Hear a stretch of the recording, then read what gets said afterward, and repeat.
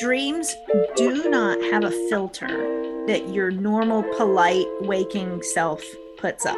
Welcome to the hidden meaning of dreams with Sweet Georgia Pam. It does matter what the dreamer themselves associates with those things that come up in the dream. Spiritual director, dream expert, author, and educator, Sweet Georgia Pam is here to remind us that dreams are the answer. They're always with you. They know you better than you know yourself, and they're always trying to tell you the truth. There's some back and forth here between you and some awareness.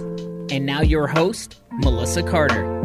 SweetGeorgiaPam.com is the website where you can get some free things from Pam, including a downloadable guide called 6 Nights to Better Dream Recall. Plus, she's got a free half-hour Zoom session. She explains what it entails at SweetGeorgiaPam.com. Plus, she's on social media. You can DM her anytime at SweetGeorgiaPam. Hi, Pam. So the last episode, we teased about premonitions, right? And you're like, we got to deep dive in this. So we don't have a specific dream today, but my example last time was, let's say somebody has recurring dreams that they die in a plane crash. I've actually had a friend who had that dream so often, she had convinced herself that that was going to be her demise. It was a premonition that she was going to die in a plane crash, but that's not necessarily true, right? That is right.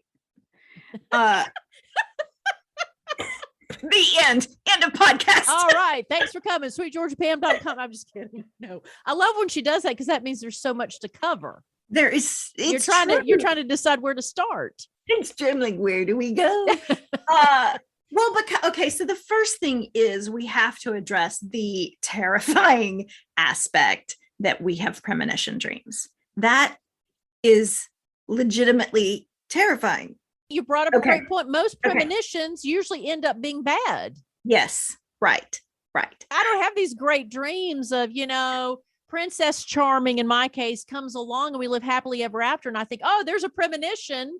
No, we always think of it the negative. Okay, sorry. Yes. Go ahead. I never realized that. We latch onto it and we have this death grip of fear that haunts us. We let the dreams haunt us, right? And the reason, and we've talked about this before, is that when you wake up, your literal thinking comes on board.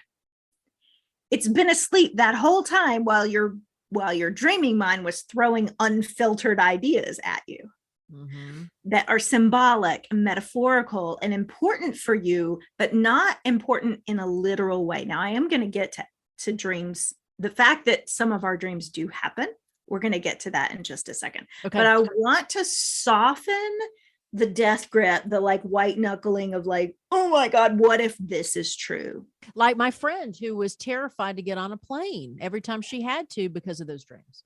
Yes. One of my missions in life is to let people discover that dreams are trustworthy and playful. And even the scary ones have something to share. So I want your friend to feel at ease that the death in a dream is symbolic and plane crash is symbolic. Yes, plane crashes happen. Yes, death happens in waking life, right? But I want to dispel the immediate grip of fear because that closes us off to anything positive coming from this dream experience. Okay. Most dreams are not prophetic. And this is me being layered and deep.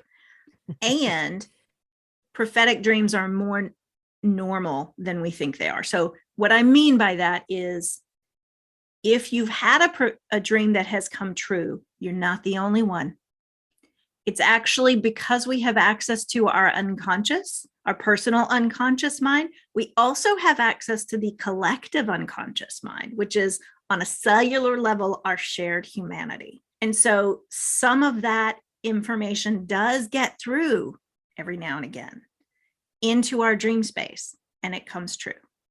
But to dream this persistent recurring experience of plane crash, to me says, let's get to the metaphorical meaning of why your dreaming mind keeps throwing up this struggle or this fear for you.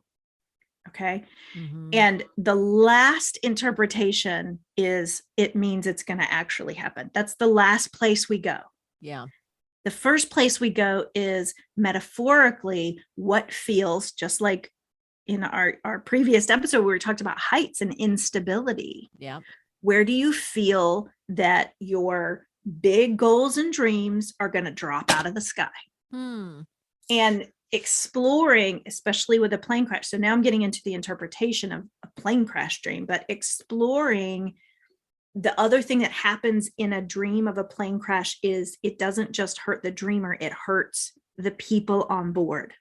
We could get into the metaphor. I mean, you're more than welcome to get into the metaphor, but yeah, I again, selfish, ego driven. It's just about me, but there's a collective demise or ending or whatever that happens, or change, massive change. You know, it doesn't have to be again in such a negative thing. Right. And plane crashes in dreams symbolically are unexpected and sudden. If you're flying along in life and things are cruising along happily, but you have in your past, your upbringing taught you that the other shoe is going to drop sometime.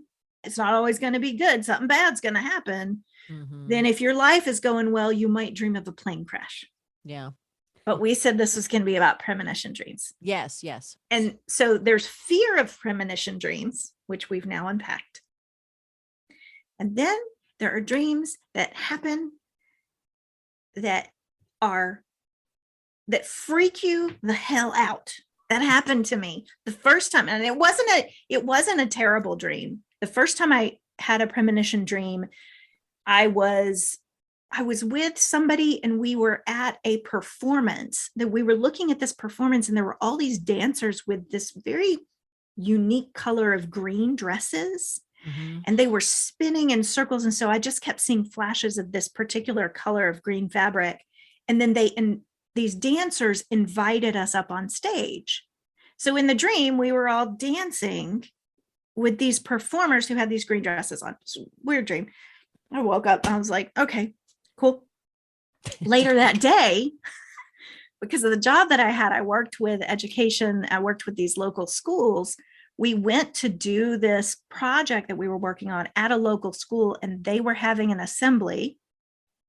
And the performers had the green dresses on that had been in my dream the night before. And at the end of the assembly, that we were just there because it happened to overlap. So they were like, come in and have a seat.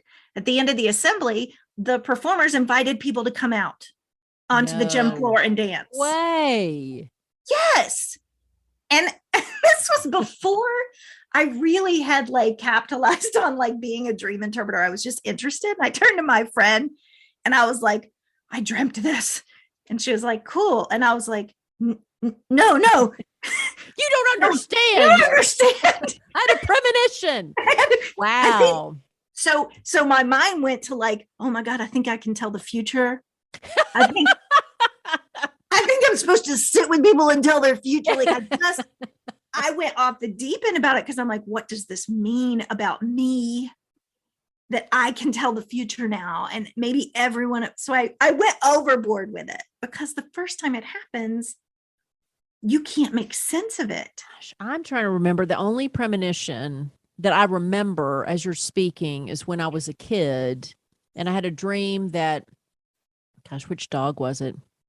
It had to be my first dog. So my first dog, Polly. We had a ranch home that the backyard sloped down, right? So the front yard was our big flat yard and the backyard kind of sloped down into a gully.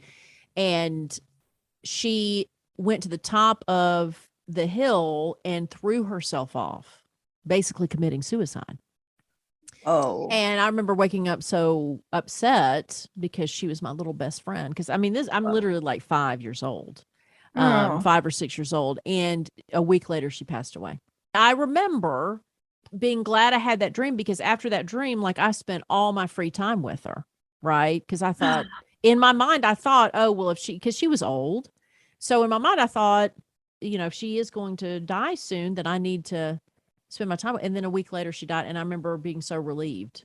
And you were 5 or 6 years old? I was 5 or 6 years old, yeah.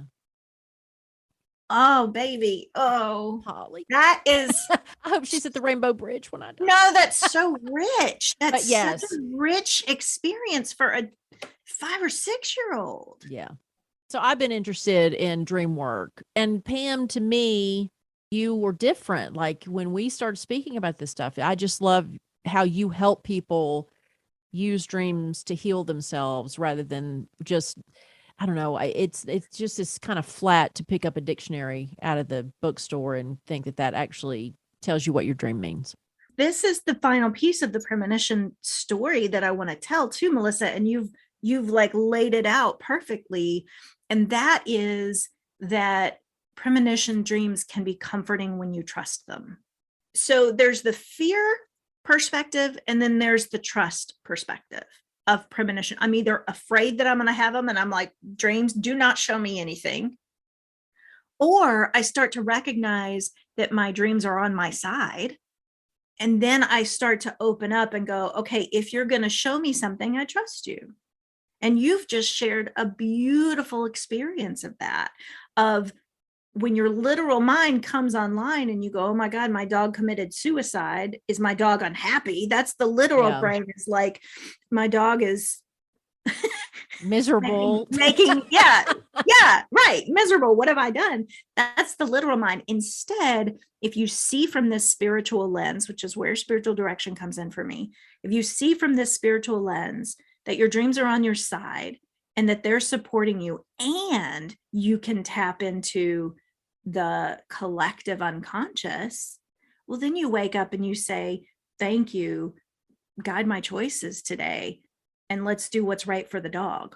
And then you spend loving time with your dog, and then you feel relieved. So whatever's going to happen is going to happen.